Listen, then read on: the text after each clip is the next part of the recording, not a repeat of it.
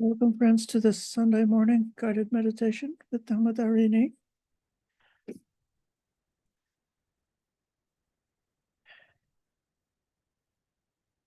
I'm thinking today about cultivating wholesome perceptions, sanya, which are the right, which lead to the breakthrough of wisdom.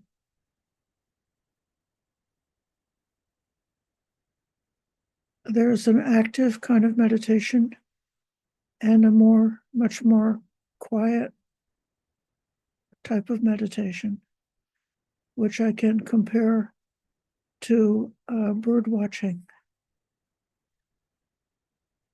So, I have a better idea. I'll compare it to hunting for mushrooms. That happens at this time of year. So back home in the East Coast, when the leaves of the chestnut trees were the size of a baby's hand, was the right time to get chanterelle mushrooms.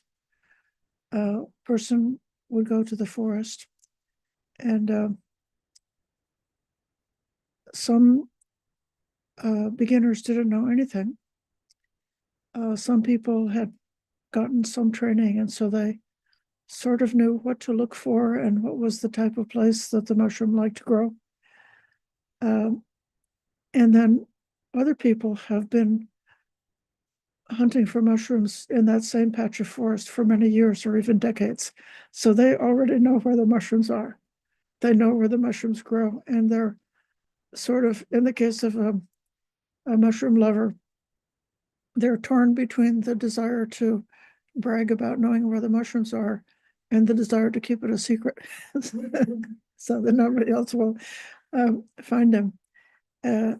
But what they do, a good mushroom hunter goes looking in the forest as best they can. And when they see the kind of mushroom that they're looking for, they stop and they take at least 5 or 10 minutes and they meditate on that mushroom. They look at that mushroom.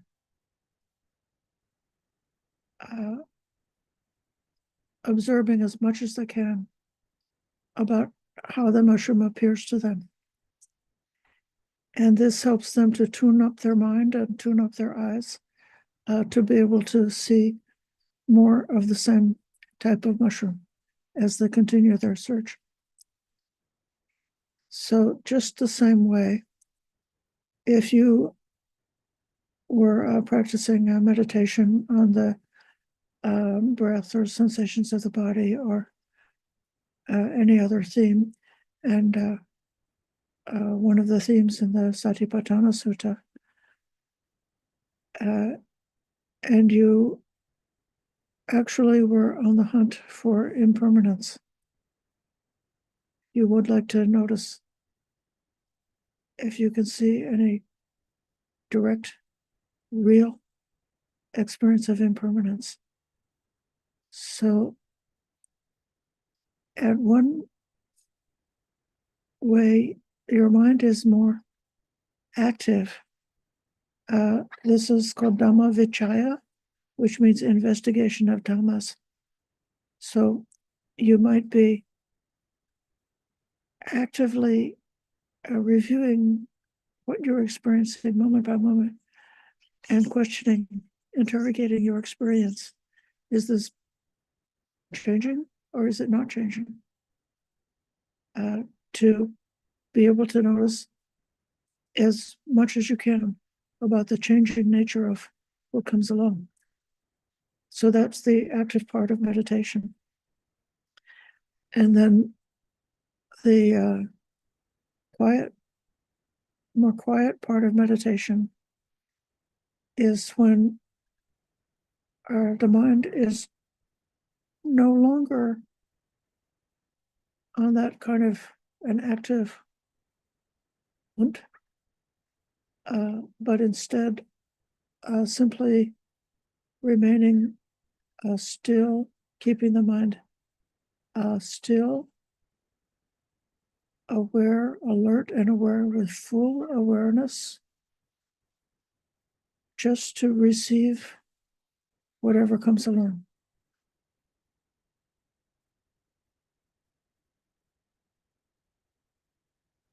And in that level, one may also experience that impermanence is everywhere. And it could be that the perception of impermanence is so clearly integrated into our psychology that then when we get up from the meditation cushion and go through the activities of the day, we may be noticing impermanence either once in a while or very frequently or even continuously. That everything that we see and think about and experience, that color of impermanence is pervading everything. At which point one is very close to another Pali word called Yatha Bhuta Jnana Dasana, seeing our existence like it actually is.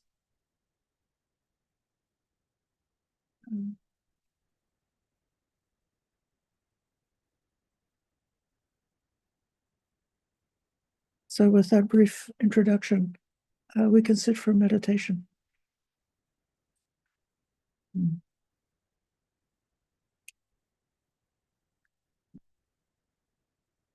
I'll guide in the procedure for awareness of the breath. But within that meditation, there's a chance you might be able to spot impermanence in the breath.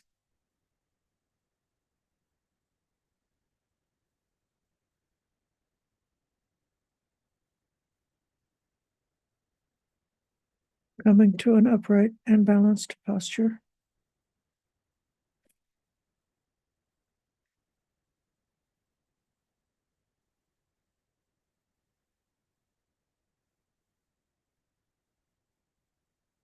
Taking whatever time you need to arrange the body so that it's comfortable and stable.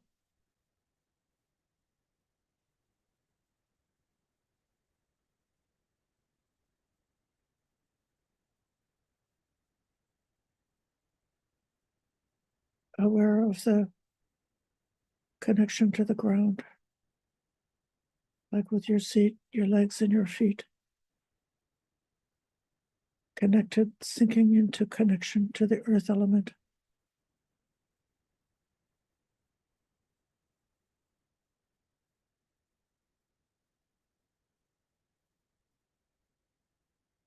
And setting the back with a gentle S curve, so that once you find the balance, like a spring, the back can stay upright. It's not falling over.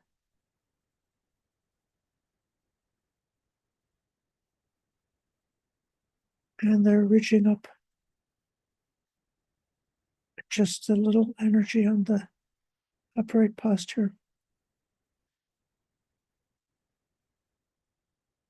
Opening towards the space element.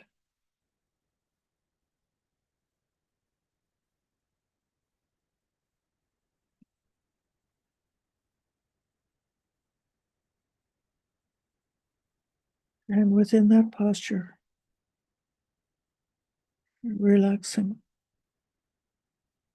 the soft parts of the body.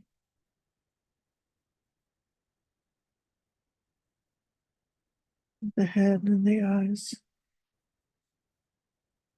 the face,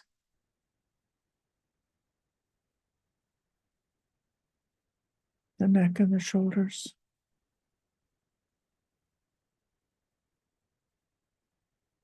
the belly,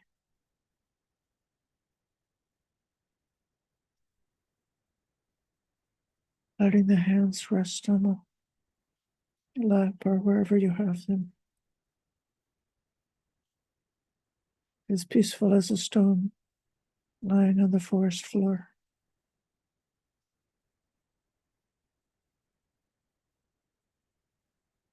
And letting the joints of the hips and knees and legs to relax.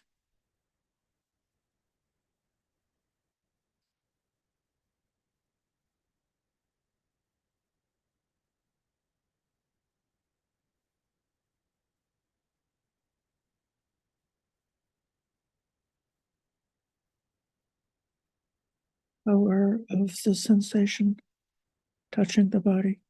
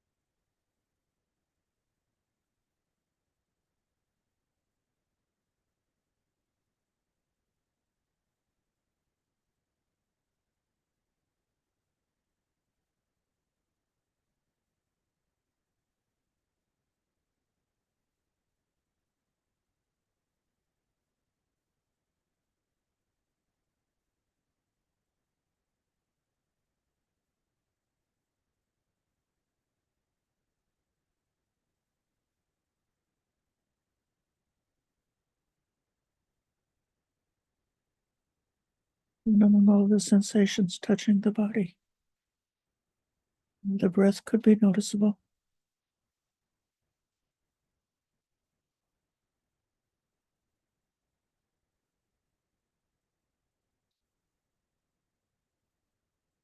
See what it's like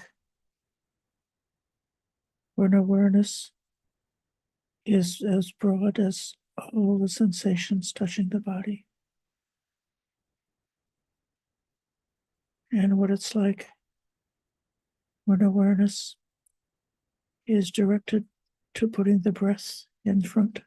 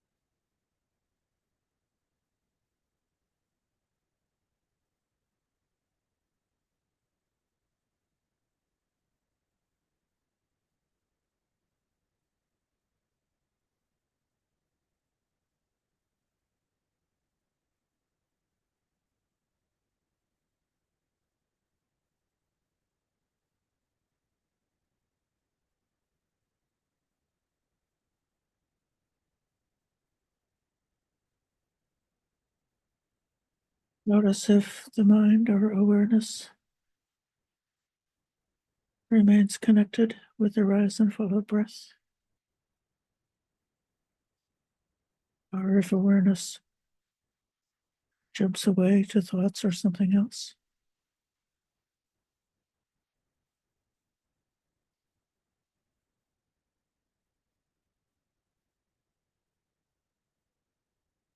What's it like when the mind moves? What it's like when the mind returns to connection with the breath?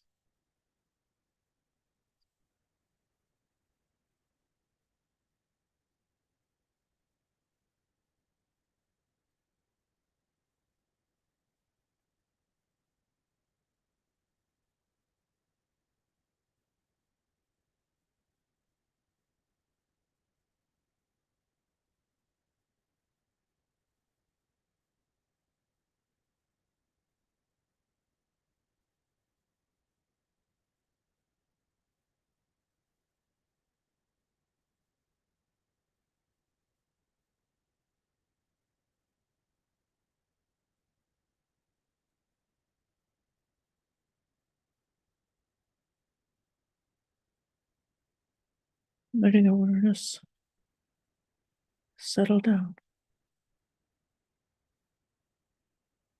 and become tranquil and relaxed,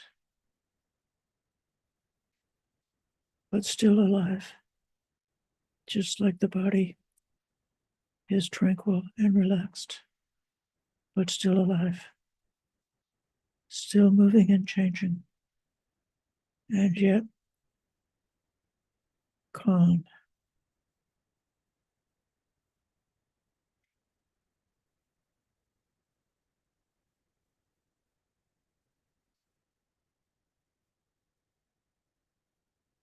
Even the mind,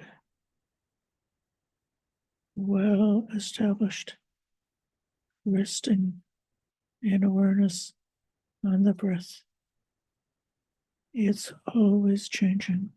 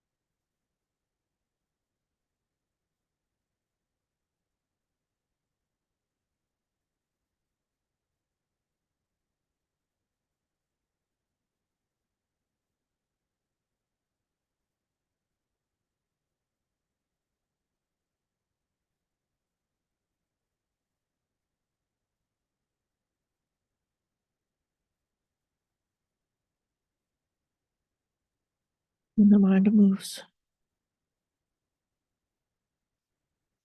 look back and see how the mind moves with the cause.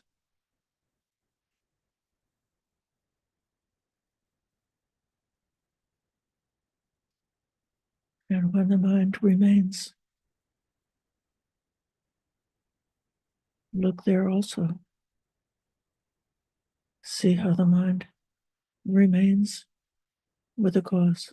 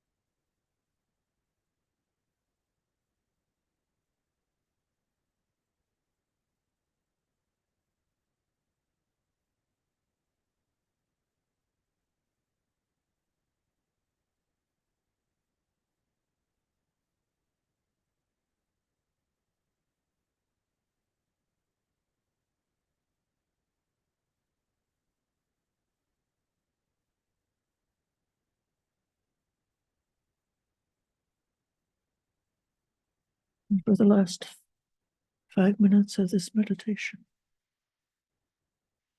bring in the thought of loving kindness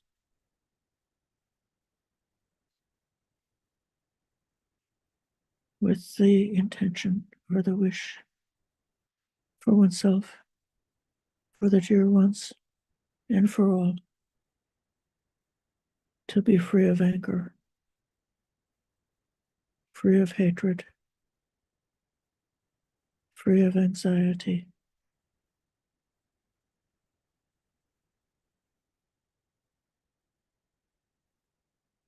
May all of them take care of themselves, take care of their own happiness.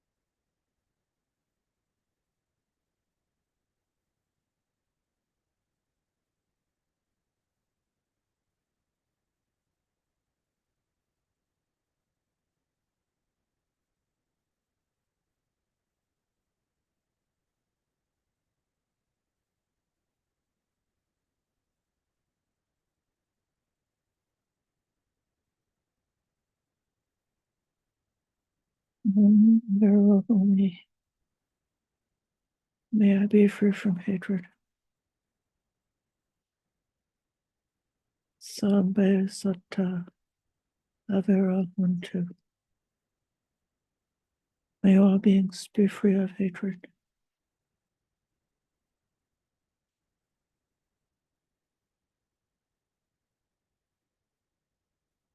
Aham Anika Untu. May I be free of anxiety.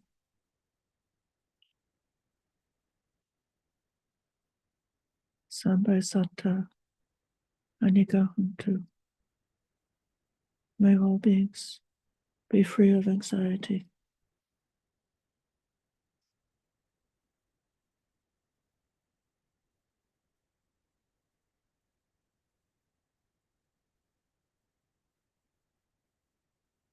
Aham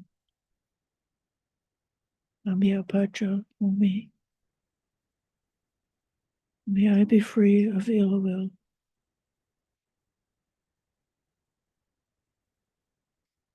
Sambe Satta Abhya Pacha Untu. May all beings be free of ill will.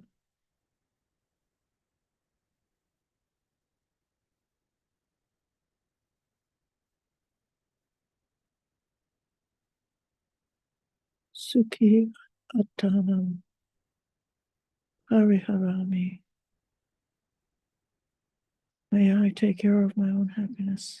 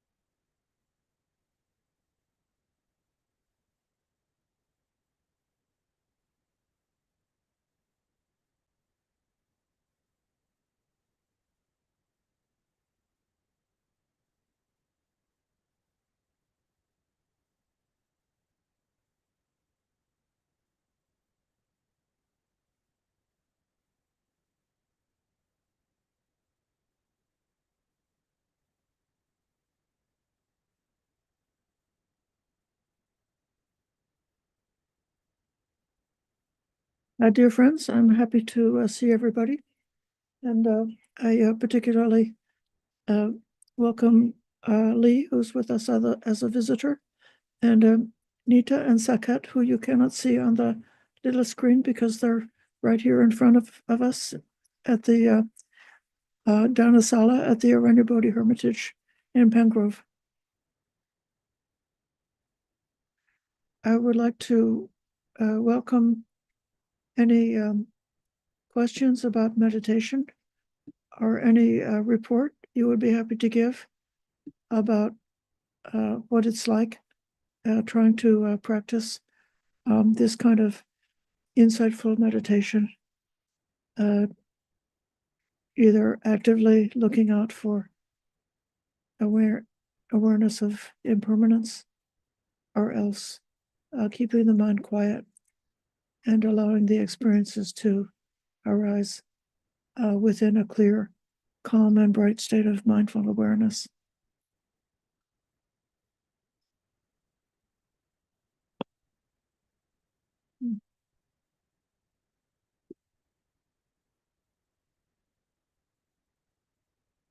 I apologize for my low voice during the first part of this program. It might be better now than it was a couple of minutes ago.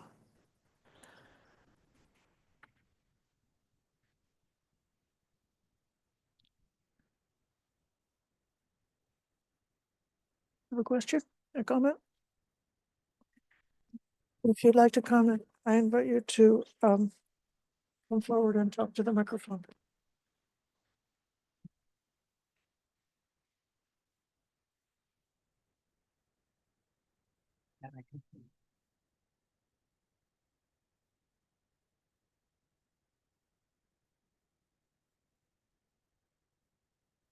No.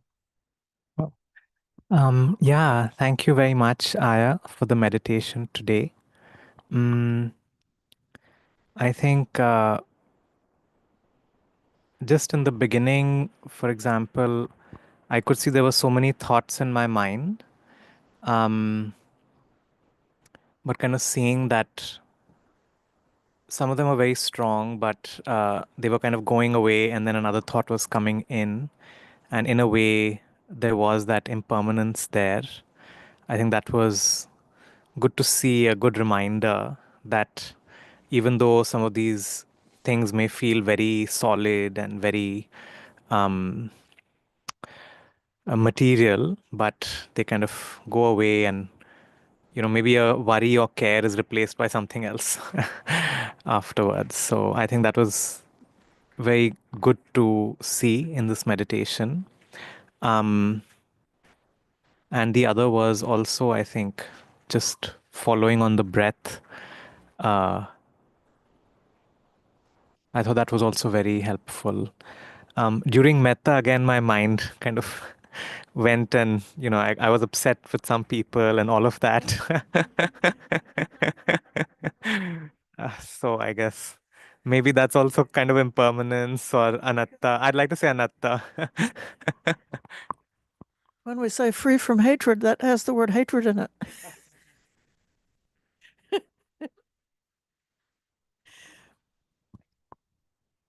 Uh, this experience of one thing or after another, or the experience of how the mind goes where it wishes to go, uh, and it's a very um, difficult, even impossible to use willpower to control the mind. Um, although you can set up the conditions that will allow and encourage or invite the mind to become more tranquilized and more calm.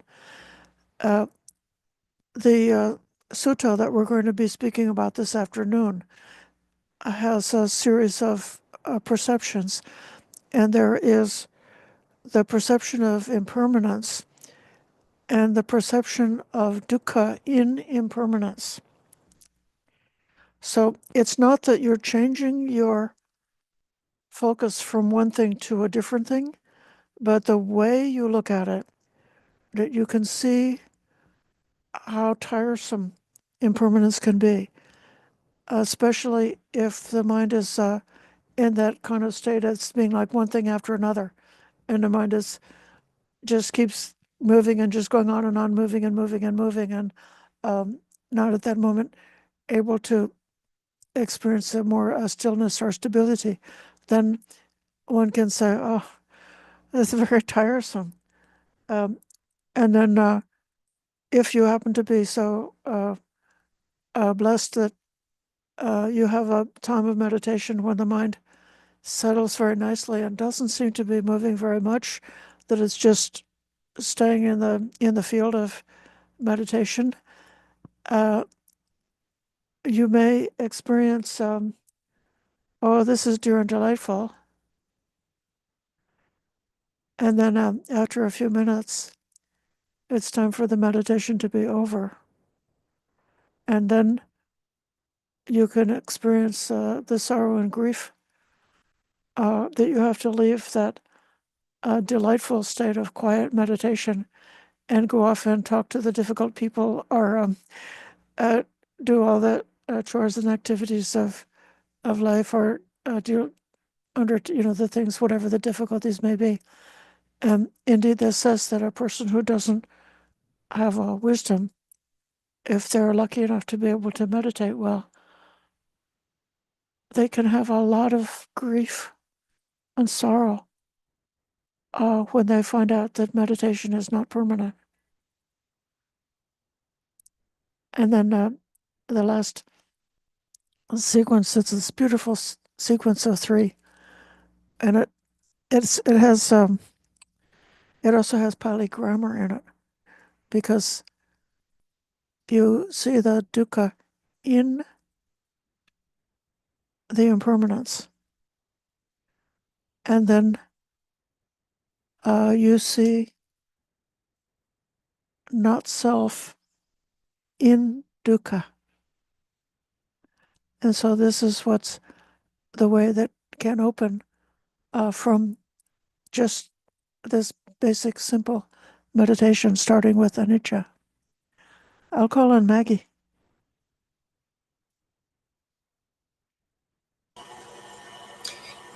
Um, it seems like when I get reach a point of a little boredom, it seems like my mind. I'm beginning to see it's almost habitual. My mind turns to food, and and I'm even getting bored with thinking about food, and because it happens so often, and it seems like just a habit. Yeah. Because I'm not really interested in eating or cooking at that time. Uh-huh. Um, but food seems like it appears. And it's just sort of distraction and diversion, Mhm. um, which, I know to go back to the breath. I guess it's happening so often. I thought, is there any way to, I guess, why is it so persistent? This one Hmm. thought that I can't seem to. It's like a dog with a bone. Right. Well, it's so persistent. This thought has persisted for 2,600 years because in the very sutta that we're going to review this afternoon, the Buddha invites contemplating food is disgusting.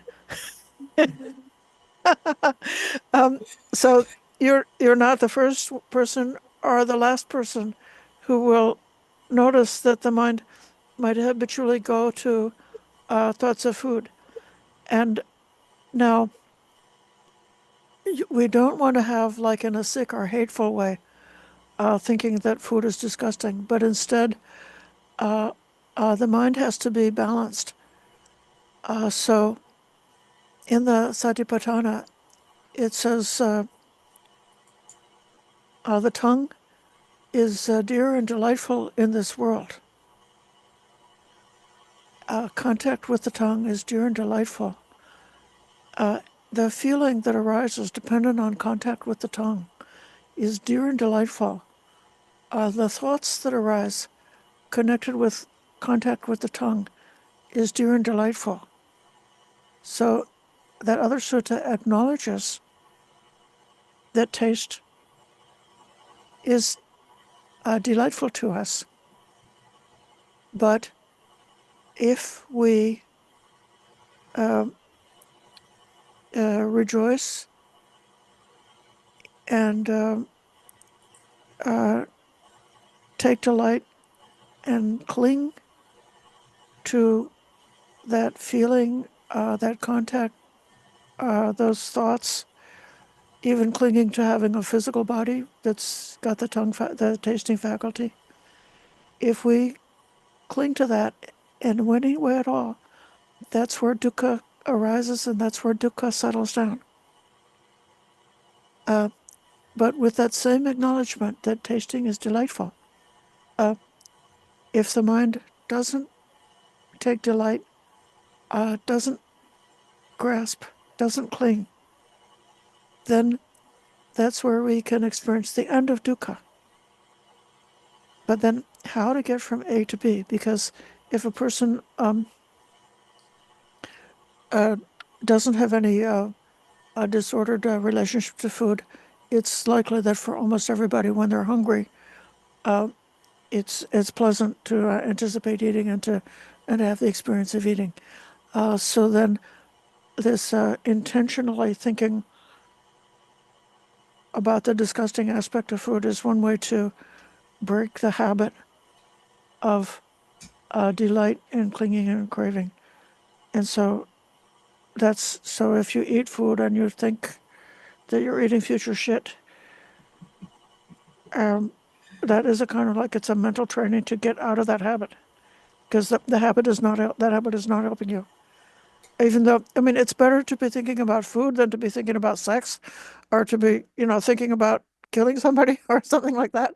But nevertheless, it's not a good habit, not good for your meditation. And so the Buddha offers these other, like these kind of like strong medicines to say, even though I was born to eat, and nevertheless, if we can train the mind to break that habit of running after taste. Yeah, so it's a great question. Thank you. You give me a great chance to promote the Sutta study this afternoon. Does that answer the question? You may not like that answer, but that's the answer the Buddha gave.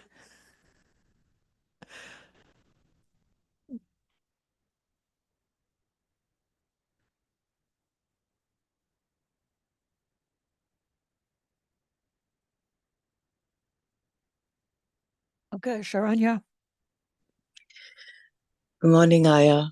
So I just came back after spending 3 weeks in India with my aging parents. And I think what you said about dukkha being embedded in impermanence, I think really struck a chord with me, because for the past 2 weeks, I've been feeling really bad, seeing the decline in my parents. And for the longest time, I was trying to figure out what it was, and I was trying to use the practice. But I feel like it wasn't really as effective. I think because the conditions were not right. I was not in my own home with my private space. And I was there with the TV, with the Indian soaps going on, and a very small apartment. And so, but I was so I guess it was just interesting for me to notice how what I do here is perhaps not as, is not really as good of a tool when circumstances change, one thing. But the second thing is I was trying to investigate what this feeling was, and I think it was fear. And I think for me, the fear was that I'm going to have to live without the shade that my parents give me, right? Yeah. So the whole thing has just been very difficult. I've come back and I've still just feel very unsettled about everything. Yeah. So I don't know if there's anything you can say about it, but for me to just observe it and see how things change. It is what it is. Yeah. But what I also noticed is, in spite of the changing circumstances, my mother is still very much caught up in life, in her things.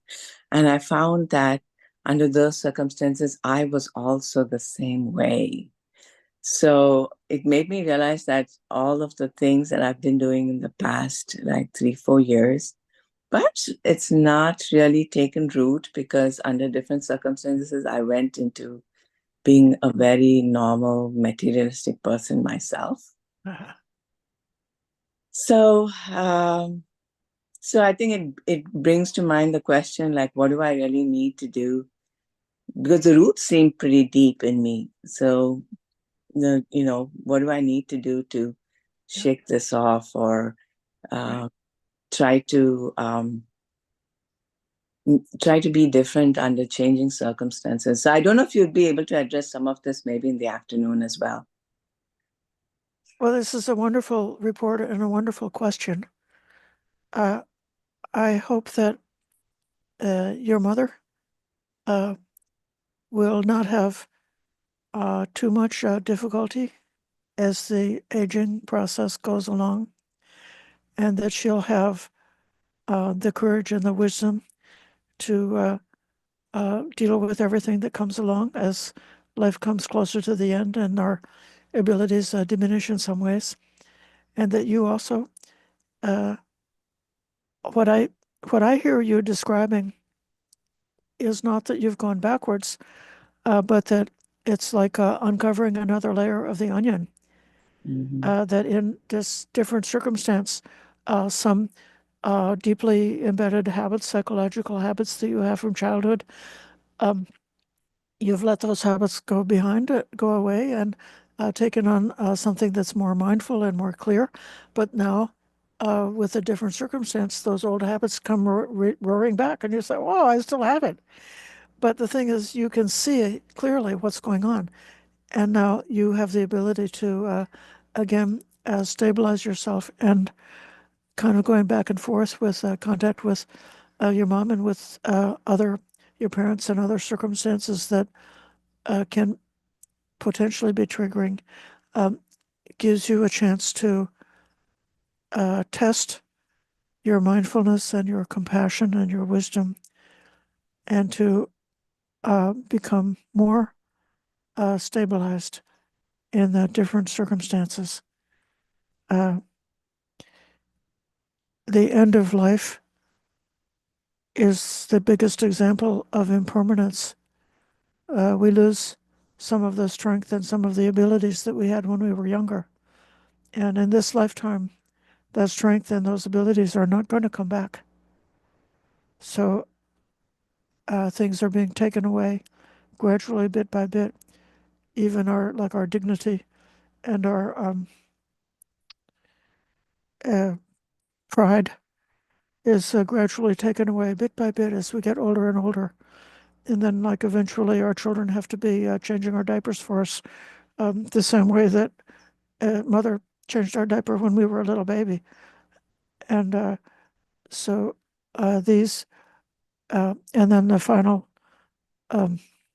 crisis, you could say, of the death is the change, the profound, powerful change that humanity has spent how many eons, even within this eon, I think human beings have been worried about death. We know from the archaeological evidence, more than 5,000 years. Human beings have struggled to understand and cope with death. So this contemplation of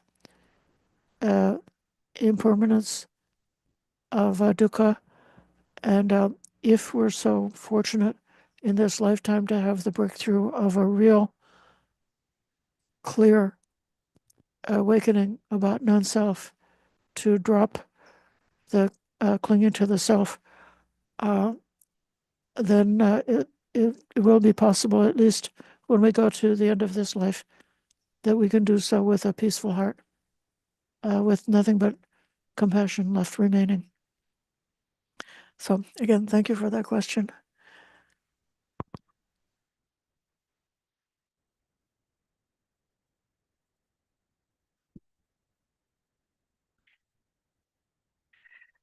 Let's give respect to the Buddha, Dhamma, and Sangha.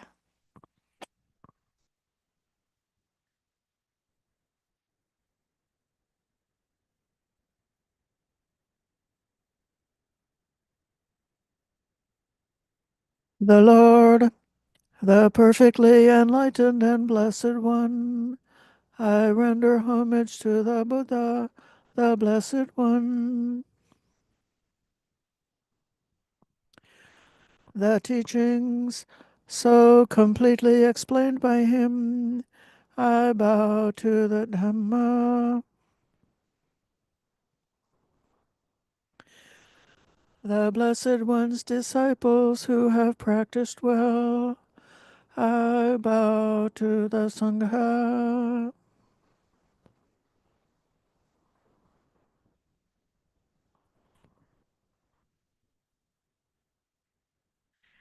Thank